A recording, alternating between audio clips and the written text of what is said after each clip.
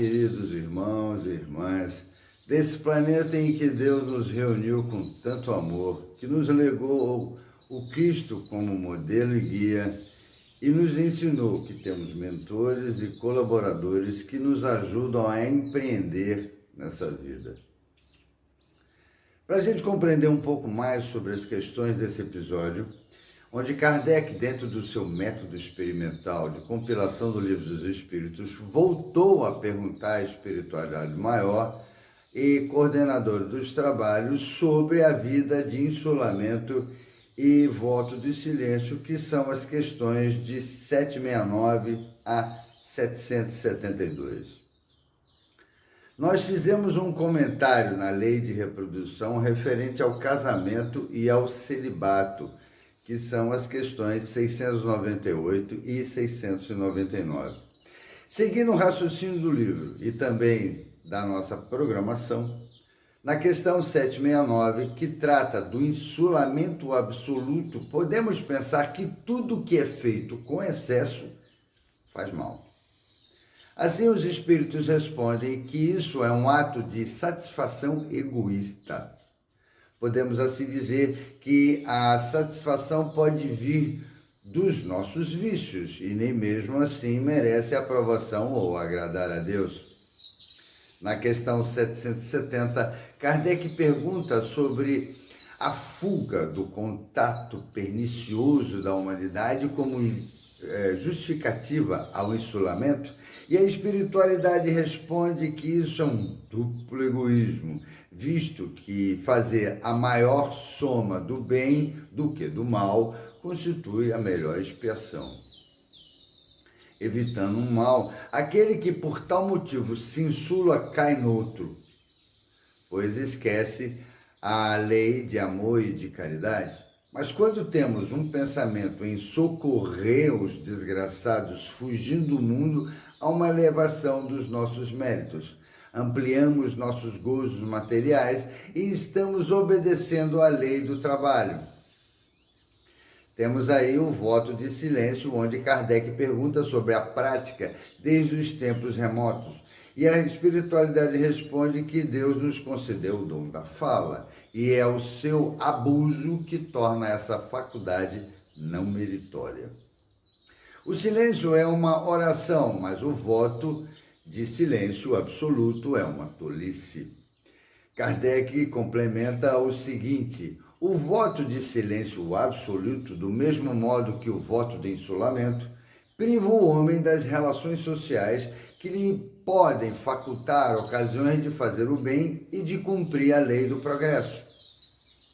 No livro Vida e Morte, de Paul Bourdieu, ele nos fala que o ser colhe o fruto das experiências vividas no corpo físico, isto é, o que delas subsiste depois de despojada de todos os detalhes acessórios.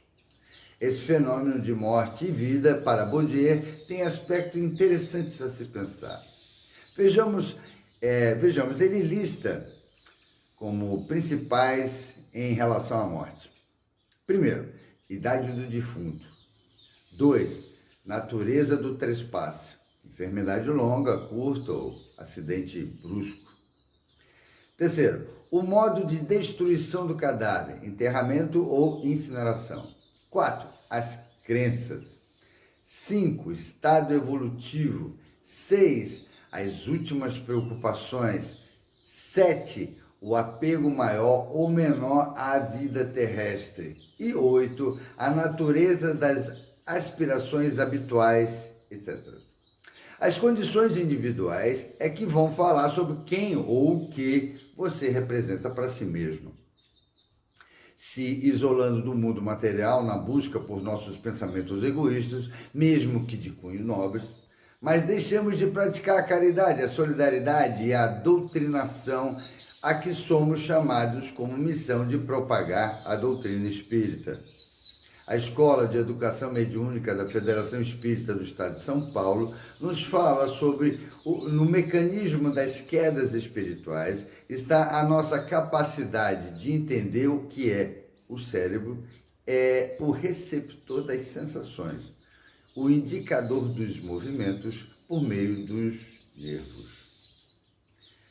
Só foi assim entendido depois que o homem descobriu as leis do eletromagnetismo e da eletrônica.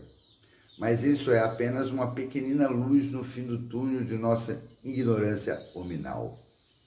André Luiz reporta no livro Respostas da Vida que o cérebro é gabinete das energias que o servem, o espírito, como aparelho de responsabilidade e de autoescolha, plasmará no espaço e no tempo o seu próprio caminho de ascensão para Deus.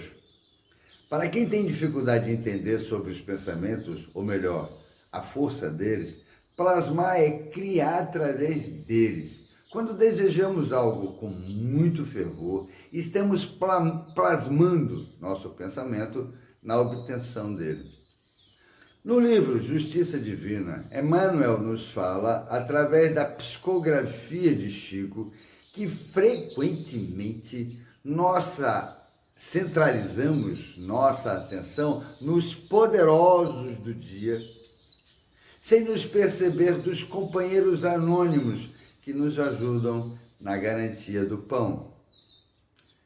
Admiramos os artistas renomados que dominam a mídia e nos esquecemos dos braços humildes que nos auxiliam a plasmar no santuário da própria alma as obras-primas da esperança e da paciência. São eles, pais e mães, que guardam o berço, professores que clareiam o entendimento, amigos que guiam a fé e irmãos que ensinam a confiar e servir. Assim como suicidas da sociedade que se isolam esquecendo, jazem agora na retaguarda, acabrunhados e cabelos brancos, mostrando seu alto de fé e experiência, sentindo agoniada carência de afeto ou padecendo de frio no entardecer.